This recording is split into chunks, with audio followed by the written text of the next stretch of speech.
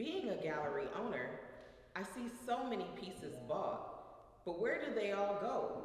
Where do they hide these masterpieces? Hello, my name is Asia Hamilton, and this is the Collector's Room.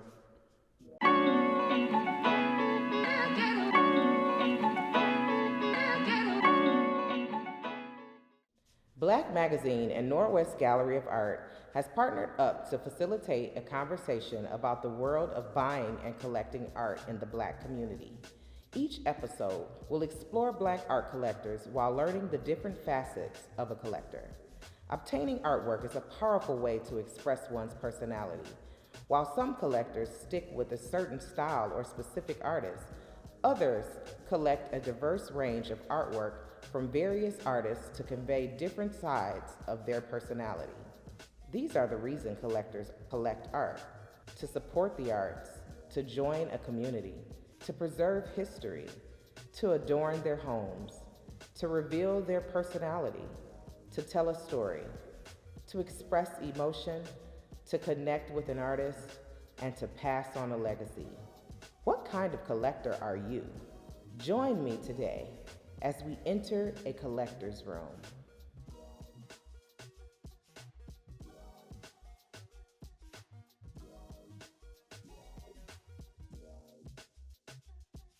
I am Sabrina Nelson, and I am an artist. I am a collector, and I am an activist. What I do is work at a museum of art for over 25 years and work at a college of art for over 26 years this coming October. I collect beautiful things, people, objects, and memories. And so I think it all started because I'm from a creative community and we started trading when I was a student.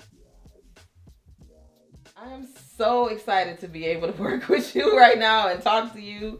We've been friends for a long time. Since you were in high school, Asia. I know, and I've seen the collection in your home just grow and grow over the years. So tell me a little bit about, how did you start collecting and what pieces were you drawn to at first? Well, I never considered myself a collector as in art collecting in that way. I think because I live in this house and I wanted to create what I consider my sanctuary. Like, I want to have beautiful things around me that calm me, that mean things to me. So it wasn't a collection to, like some people collect so that they have an investment in the artist that they're collecting or in the work as a collective. I think I collect because I want to live with these pieces. Like, I want to look at them daily and say, oh yeah, like I have a relationship with every artist in this collection. Like, either they're my children, they're my very close friends that are very similar to family, or they're folks that I've worked with and journeyed through my art career with that mean something to me. So yes, I guess I became a collector on accident purpose. And some of it started when I was in art school back in the late 80s, and we would like each other's work and we would trade. And then I started working in galleries and frame shops.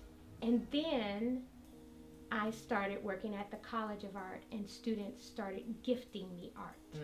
And then I could afford to buy from friends that I'd love, but I couldn't afford big pieces, so I would get really, really small pieces just to let them know that I really honored what they do or what they did, and I didn't want them to give it to me, because then that was almost like, I felt like it wasn't kind. Like, I want to make sure that they know that I value them as an artist, and if I can only spend the small coins that I have with what I could afford, then that's what I did if I could. And so some of the pieces I've purchased, and a lot of them I've traded. A lot of them people have given to me. So there's a lot of mixture in here. Oh wow, I love the way you explain your evolution as a collector. And I'm actually, as an artist and now as a gallery owner, I have, I've gone through that evolution as well. Like, starting with, trading with my friends in college, and then, collecting, smaller pieces, and now like, really just really going after and selecting pieces that speak to me. That's pretty awesome. Art collecting can be interesting for some folks, but for me, I just want to love the pieces that I get to wake up to every day. Absolutely. Yeah. Absolutely. What kind of pieces are you drawn to? Like, what, are there any particular types of imagery that, like, that attract your attention? Blackity black, black, black, black, black. Hey! Okay? Anything to me that resonates with my soul, that talks about black culture and life, yes. That talks about Detroit, that talks about a time that I've lived in, or is a reflection of the artist who's done the piece, because not all of the artists in here are African American. Like, this is Dahlia Reyes. She is Mexican, right? Mm-hmm. I have Renata over there, and I believe Renata is Russian.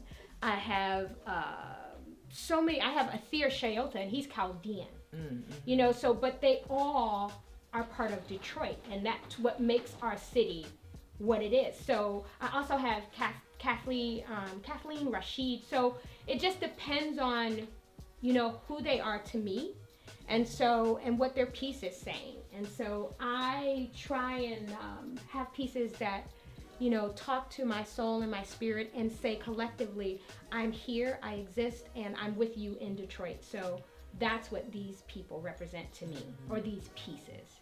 So I don't have a particular thing that I collect, but if I did, it would first be Black life and culture, and then it would be anybody who has an artivist soul, somebody who fights for folks who can't fight for themselves, or someone who is telling a story about something that's happened in their life that I resonate with. So, yeah. Absolutely. About how many pieces do you have? Ooh. Roughly. I probably have over, I would say 300 pieces. Okay. In my house. And I have to shift work. Yes. Like, this easel piece back here, this is a young woman who is in Miami. She's my bonus kid, Leah Zamore.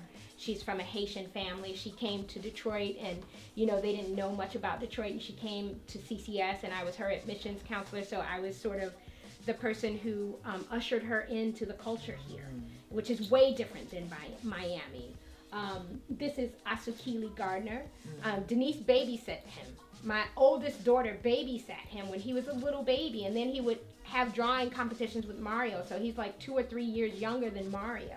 But he went to Wayne State, and he's an amazing artist. And his father, I have his father's work, Safel Gardner's work upstairs, and he did this as a gift for me, and it's Alice Coltrane, who was born in Detroit, married John Coltrane, and she was a harpist. So my works move around. Yeah. I can't always leave the same pieces. The only room I will not change is the family room, and that's in the foyer. Mm-hmm. Those pieces are my children. Mm-hmm. Mario, Denise, Sudani, Bomani, Danielle, they will not move. Okay. But these pieces, I can shift them. Okay. All right. Well, since we've already started talking a little bit about the stories behind some of these pieces, why don't we just kind of walk around and tell me a little bit about some of the pieces that we have right here in this living room? I'm going to start with this one. This is my son, Mario. This piece is really a very strong narrative about what's happening in the world right now. And this is called The Mother, right? Where the police is coming to tell the mother that her child has been killed. And so she has this look of anguish, and because of police brutality, I don't like to say BLM because it has nothing to do with that particular group. It's really America in general, where black bodies or brown bodies are not valued by the peacekeepers or the protectors that we pay with our taxes. And so this is a great piece in the way that it talks about constant mourning and grief. We are living currently through a pandemic that is not just viral for COVID, but a racial pandemic where I'm angry and I'm constantly living in a state of grief and gratitude. But in this particular painting, it's about grief and having to carry that grief of your child is no longer coming home. And so this is a very strong piece, and for some reason no one bought this piece from Mario, and I don't understand. But some people can't live with that, and this is the reality. And so I think it's one of the strongest pieces for me because of the story that's related to it. This is Richard Lewis, who was at College for Creative Studies, or CCS, Center for Creative Studies, with me. He left Detroit to move to Connecticut because he got accepted at Yale. And then he left Connecticut and moved to Harlem. So a great segue from Richard is Dawoud Bey. And I love Dawoud Bey because he taught you. But I met Dawoud Bey at Yale the week they were graduating, and Richard was at Yale and he was getting his Master's of Fine Arts from Yale in painting, and Dawoud Bey was there getting his in photography, and Richard took me and my mother around the campus and introduced us to the people that were important to him, that were his friends. So this is Dawoud Bey, and this photograph had to be taken either in 93 or I think it was 93 or 94, I can't remember, but that's me, Richard, and his sister Kim. And Dawoud, it was like a test shot. Yes. Because he took the shot and then pulled it out and pulled the thing off and then just handed it to me. Yes. And he didn't sign it, right? Yeah. But then he came back to Detroit 1,000 years later and did a project with high school kids. And I was like, I ran after him. I was like, you need to sign this. Absolutely. And he was like, oh, okay. So, but we're really good friends, and only because Richard introduced me to Dawoud back then. Yeah. And so this is one of my greatest gifts because it's me and Richard, and we were, I don't think we were 30 yet. My family room, this is the foyer, this is the first room you step in when you step in the house. So I always want the energy to be really about family. And so my son, and that's S-U-N, my son in love, and then my daughters and also my grandchildren are in this room.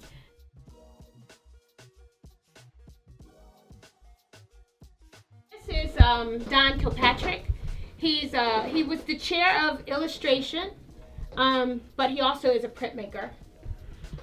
There's Erin Martinez, who has her undergraduate degree in printmaking, so I have a lot of her very, very tiny pieces in here.